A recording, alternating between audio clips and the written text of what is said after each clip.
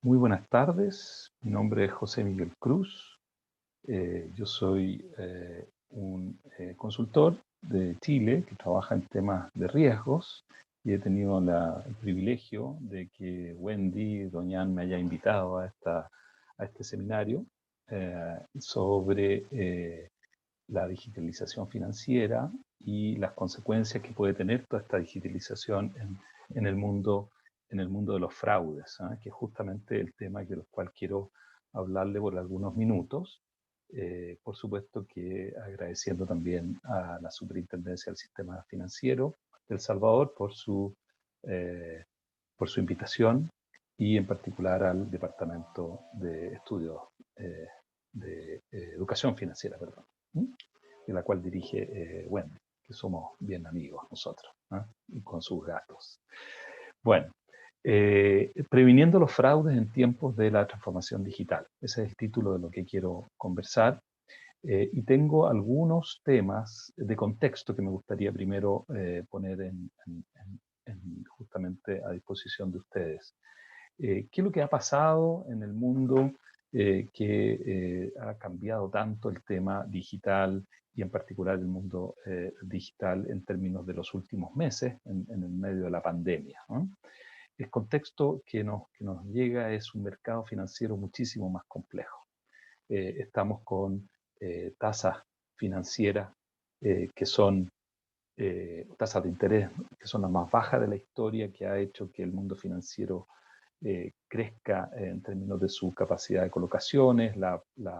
El mercado financiero se ha vuelto muchísimo más regulado también, el consumidor muchísimo más empoderado en los últimos años, las redes sociales, pero también las leyes que han ido modificándose en torno del acceso a la banca. Y la banca, con esta mayor liquidez que implica la baja de intereses, se ha transformado en un objeto preferido de ciberataques, ¿no? Eh, la banca ha sufrido bastantes consecuencias no solamente de amenazas de ciberataques, sino que también ha sufrido bastante producto de la crisis del 2008. El año 2008, ¿no es cierto?, tuvimos uno de lo que pensamos que eran las crisis más grandes que enfrentaba el mundo, con la crisis financiera originada en Estados Unidos y Europa, y desde allí los bancos han enfrentado un control mucho más grande. Por ejemplo, han tenido que enfrentar multas millonarias a grandes bancos. Y este entorno más complejo para los bancos incluso se puede apreciar con una caída importante en los precios de acciones de los últimos 5 años de bancos importantes tanto en Europa como en Estados Unidos. Y luego de la crisis del 2008, que pensábamos que estaba todo suficientemente complejo, recuperándose, ¿no es cierto?, la banca desde ese episodio, llega, ¿no es cierto?, la crisis del COVID. Y la crisis del COVID nos dice que estamos enfrentando ahora una situación muy compleja de crecimiento, una situación muy compleja de salud, obviamente, y también financiera. ¿Mm?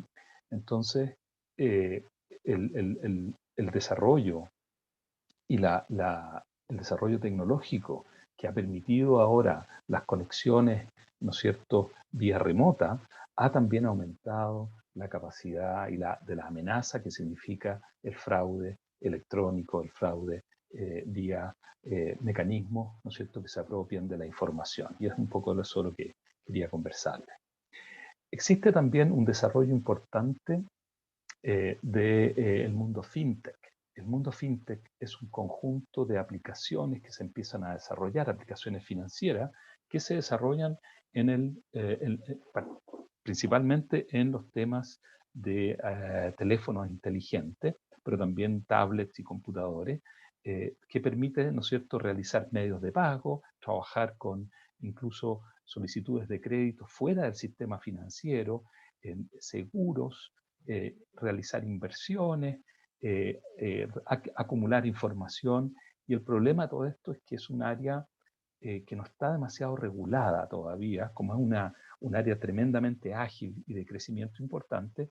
Las fintechs, que son empresas pequeñas de mucha tecnología, han empezado incluso a absorbidas por algunos bancos que han decidido usar la tecnología para potenciar su línea de negocio. Bueno, con este contexto un poco movido, lo que estamos viendo entonces es que las ciberamenazas que se denominan llegaron para quedarse. El crecimiento del mundo digital post pandemia, ¿no es cierto?, ha sido muy, muy relevante. La manera en que empezamos a comunicarnos y a tener reuniones virtuales como estas también permite pensar que hay un desarrollo de estos canales para acceder a transformarse en amenazas y realizar esas amenazas, concretarlas a través de algún tipo de fraude. Hay otro tema, que los bancos han quedado atrás, en parte porque han quedado desprotegidos con sistemas de información más antiguos. La información, la revolución digital dejó un poquito atrás a algunos bancos y que hoy día tienen que enfrentar inversiones importantes porque, las plataformas tecnológicas con las cuales están trabajando no son las más modernas y eso ha hecho que sean objeto preferido de ciberataques. El fintech y la innovación que mencionaba recién va a generar probablemente un conjunto de nuevas aplicaciones y va a ser probablemente el desarrollo masivo, van a ser adoptadas de manera masiva por mucha gente. Y la pregunta es quién las regula. O sea, cuando el volumen de estas aplicaciones pasa a ser importante y están trabajando con el sistema financiero, a lo mejor ahí hay espacio de regulación que falta completar y por lo tanto también las amenazas entran por ahí. Y finalmente hay toda una discusión sobre la seguridad y la privacidad de los datos que está generándose desde el consumidor, que se siente mucho más empoderado y que evalúa o necesita que este sistema regulatorio proteja su información, proteja su identidad, proteja la privacidad también. Entonces, son desafíos súper relevantes que están en el entorno y que de alguna manera tiene que hacerse cargo la sociedad completa, tanto las personas, los consumidores, los usuarios de productos financieros, como la banca, los sistemas financieros, el sistema financiero en general, y, ¿no es cierto?, también la regulación, el sistema de leyes. Vamos a hablar también de esos aspectos. Quisiera ahora contarles, a grosso modo, cuáles son los principales amenazas de fraude que existen cuando se trabaja en el sistema financiero, particularmente en la banca. La primera amenaza más importante es el phishing o el smishing. Estos tienen todos nombres, digamos, que vienen desde el inglés, pero básicamente el phishing y el smishing son métodos fraudulentos en que se busca conseguir información privada. Y se refiere al envío de correo electrónico. ¿Quién no ha recibido a veces un correo electrónico en que le dicen que se ganó la lotería y que apriete un botoncito, ¿no es cierto?, apriete un link y le va a pasar el premio? Pero antes de recibir el premio, le tiene que depositar $10.000 en una cuenta porque mediante de eso se pueden a lo mejor pagar algún impuesto, alguna mentira que cuenta ese mail para de alguna manera conseguir dinero. Entonces hay un conjunto de mails o también SMS que son fraudulentos y que lo que invitan a uno es a entregar alguna contraseña o entregar alguna información. ¿Cómo uno puede darse cuenta de esto? Bueno, siempre es sospechoso. Siempre hay un beneficio que uno está recibiendo. O a veces preguntan, ¿por qué no me manda su clave? Los bancos nunca piden las claves. Después pueden decir algo así como simular, vamos a hablar que también pueden simular una página web de alguna institución que le dice, mire, usted tiene un problema con el servicio, por ejemplo, de impuestos del país. Para resolverlo, apriete aquí. Lo llevan a una página donde le piden ingresar datos y particularmente claves. Hay que siempre mirar si es que la dirección de la página web a la cual uno está ingresando es efectivamente la correcta. Y si no es, ingresar a mano, no hacer el link en el caso que fuese alguna sospecha de que pudiera ser cierto. En todo caso, una manera que yo por lo menos uso mucho es verificar si las faltas de ortografía o de redacción son obvias. A veces hay faltas de ortografía, faltan acentos o hay mal uso de artículos. A veces se nota que son traducciones de Google al español mal hechas. Cuando algo así, uno dice sospecha inmediatamente. Entonces, ¿cuál es la recomendación? No responder a correo electrónico que soliciten dinero, ¿ah? O envíos de giro, datos bancarios o que pidan contraseña. Nadie pide las contraseñas por correo. Lo mismo por SMS o por mensajes de celular. Y no hacer clics en los enlaces que piden estos mensajes. Y si uno cree que hay algo cierto, mejor tipear el enlace directamente o enviar un correo preguntando si esto será cierto o no a la misma institución o eventualmente a alguien que uno confíe. Ese es uno de los primeros métodos de fraude. Junto con estos métodos existen los que se llaman los famosos malware. ¿Ah? Que malware es en el fondo son los virus, ¿ah? Los tipos de virus. Es un software malicioso que llega típicamente sin que uno se dé cuenta, llega a través de un correo y se ingresa al sistema y lo que intentan hacer es robar información desde el equipo que uno tiene. ¿Ah? Vamos a ver que hay distintos tipos de malware, están los famosos troyanos, los virus comunes y corrientes, están, ¿no es cierto?, algunos que se llaman los spyware. ¿Ah?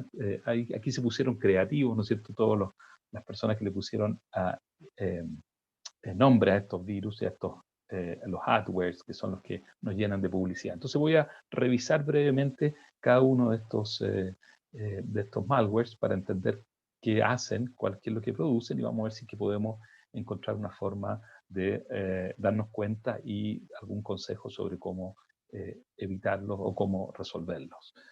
¿Cómo sabemos si hay un malware dando vuelta? ¿Cómo nos puede dar una sospecha?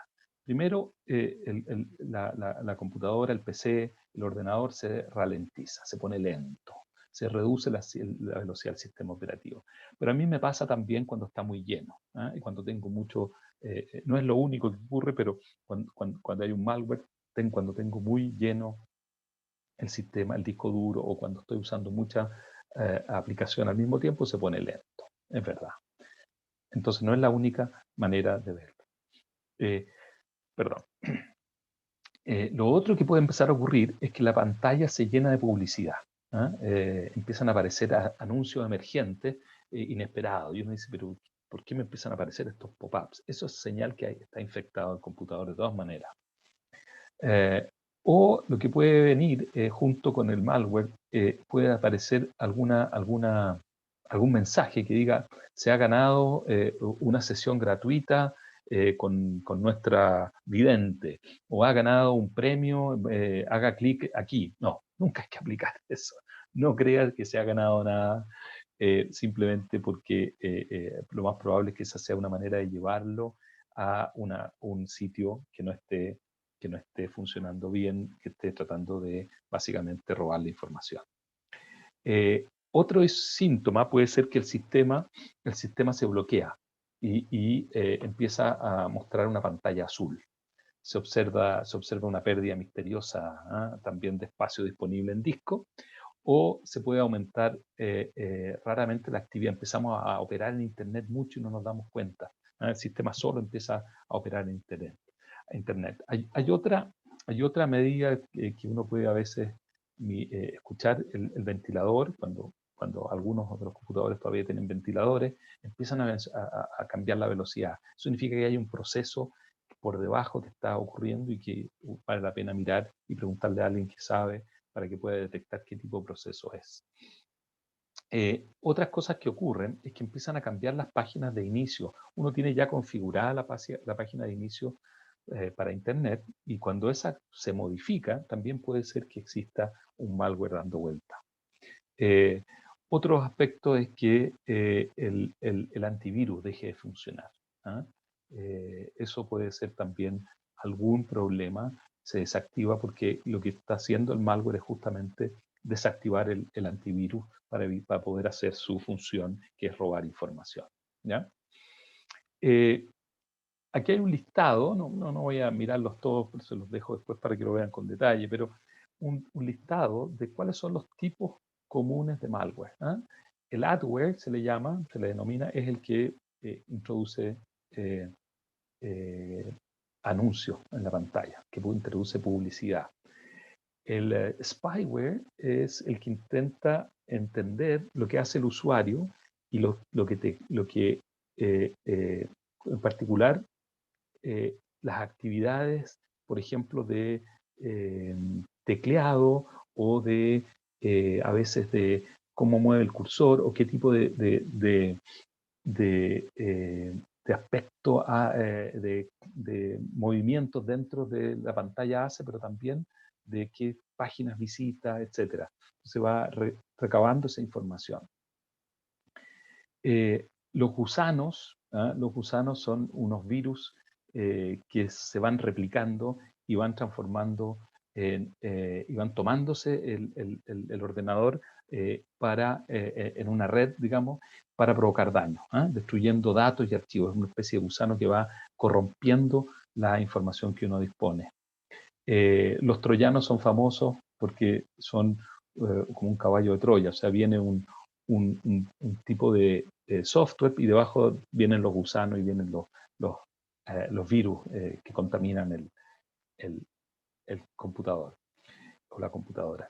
En fin, le decía yo el registrador de pulsaciones de teclas, ¿ah? Que va escuchando cómo se va tecleando y qué tipo de claves cuando se mete en una página web de un banco, cuáles son las teclas que pulsa. ¿Ah? Y con eso puedo detectar entonces e informar a la contraparte que está escuchando esto, cuál es la clave de una determinada página.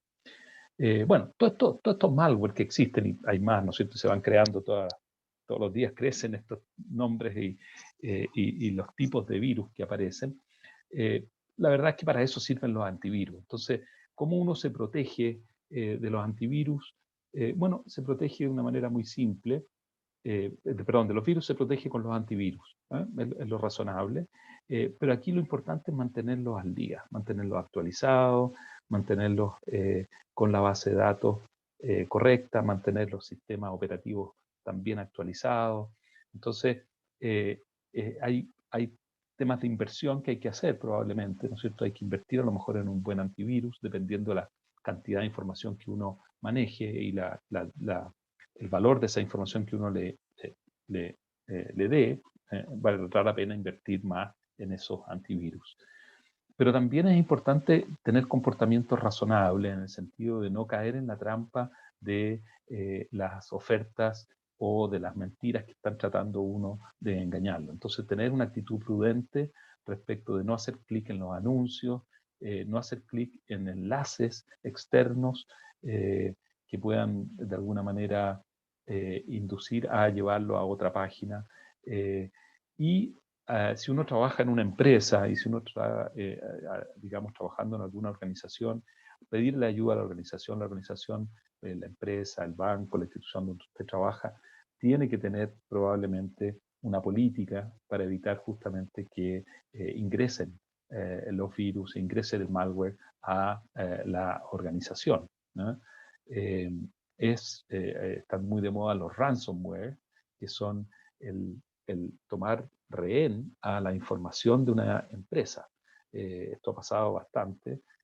Ingresan por alguna debilidad en la red algunos hackers, algunos, digamos, delincuentes cibernéticos, y lo que hacen es que toman, controlan alguna parte de la información, la encriptan, es decir, la esconden, la cambian, la modifican, y por lo tanto nadie más puede acceder a esa información, y ellos exigen ahí, se ponen en contacto con la organización, con la empresa, y le dicen, yo les devuelvo la información a cambio de un depósito de tantos dólares en alguna cuenta en alguna parte del mundo.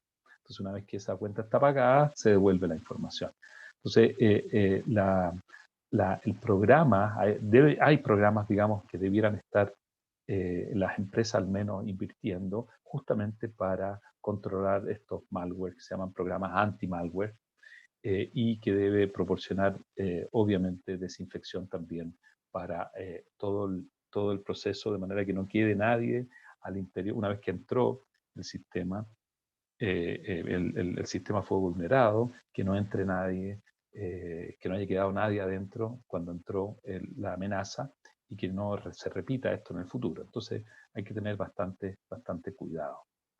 Existe otro tipo de fraude que es muy común, que por lo menos en Chile se llama el cuento del tío, y que consiste, básicamente, se llaman phishing, les dicen en la jerga de los fraudes, y el phishing es básicamente estafas telefónicas, ¿no?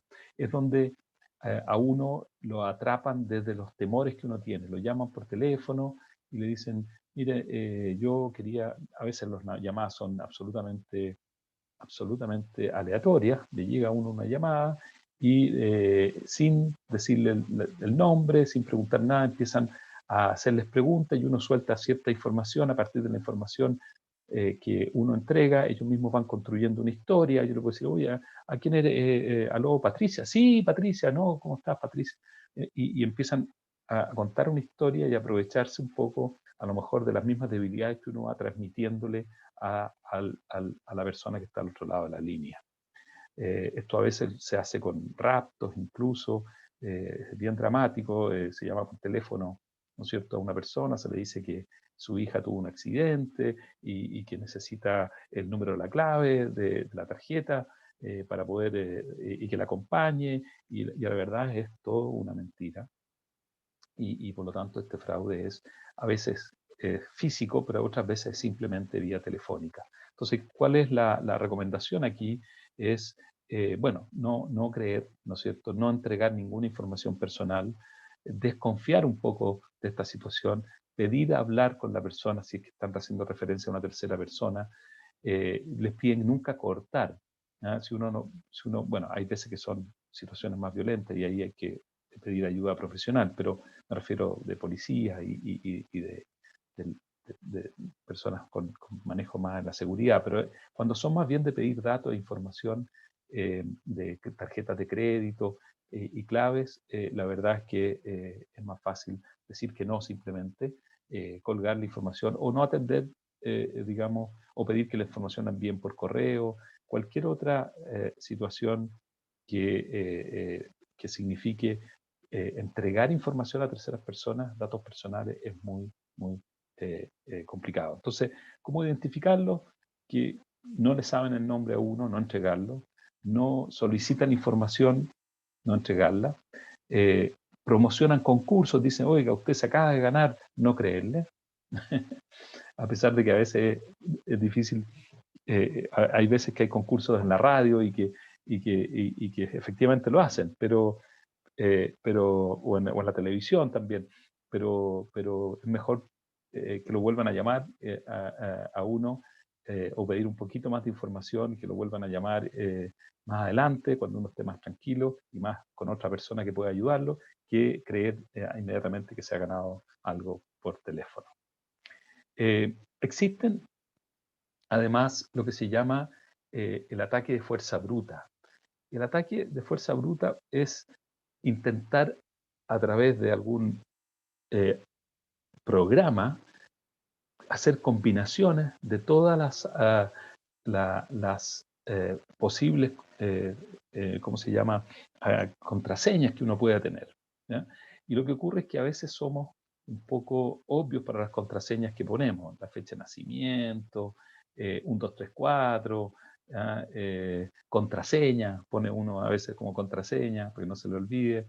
Entonces, a veces la fuerza bruta funciona porque los hackers intentan conseguir contraseñas de sitios que la verdad, si uno tiene el identificador, el nombre, el número de identificación y la contraseña, ya puede ingresar a la página web, a lo mejor de un banco, de una persona, a la cuenta de un banco, si la contraseña es muy obvia. Entonces, ¿cuál es la recomendación aquí? Bueno, sea un poco más precavido con las contraseñas, cámbielas seguido, no use contraseñas demasiado obvias, tenga un sistema a lo mejor para ir guardando las contraseñas.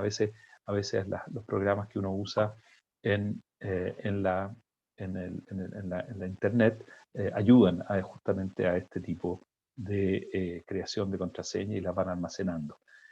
Yo personalmente lo que hago es que tengo un sistema en que anoto en una parte que nadie sabe las contraseñas, pero no pongo la contraseña obvia, sino que digo, por ejemplo, fecha de eh, eh, eh, fecha típica. Fecha típica es fecha de nacimiento. Es bien obvio, pero o típica fecha. Si es típica fecha, es fecha de nacimiento al revés. ¿Ah? Tengo un sistema que lo hago así, pero no sé si funciona. Por lo menos no me han hackeado por esa causa, me han hackeado por otras causas, que les puedo contar después. Ese es un sistema que se llama el sistema de fuerza bruta. El segundo, otro sistema para robar información es una especie de ataque de fuerza bruta que se llama el Credit Master, que se usa mucho para generar números de tarjetas de crédito y fecha de vencimiento.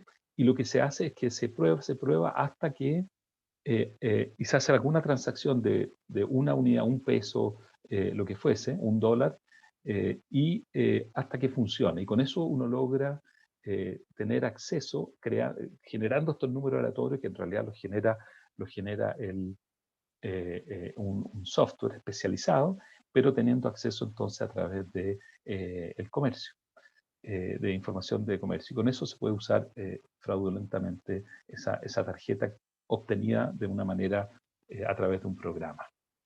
En este caso, ¿no es cierto? Aquí el sistema es el que tiene que estar protegido. El sistema tiene que darse cuenta que inmediatamente hay un patrón de comportamiento extraño. Cuando hago una transacción pequeña y después hago una transacción grande, la transacción grande debiera bloquearse. O sea, lo que uno debe pedir aquí es que el comercio tenga un mecanismo de control para justamente evitar este tipo de fraudes.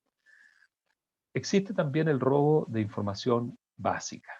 ¿Ah? ¿Qué significa eso? Que yo podría, a través de un hackeo, de ingresar a lugares donde hay información de tarjetas de crédito. Esto es algo que ocurre. La información de tarjetas de crédito en algunas veces está dando vuelta entre el comercio, el sistema, la banca o a veces los sistemas de tarjetas propiamente tal. Y a veces hay sistemas de canales, ¿ah? Que son los canales, las redes, que también pueden tener parte de esta información.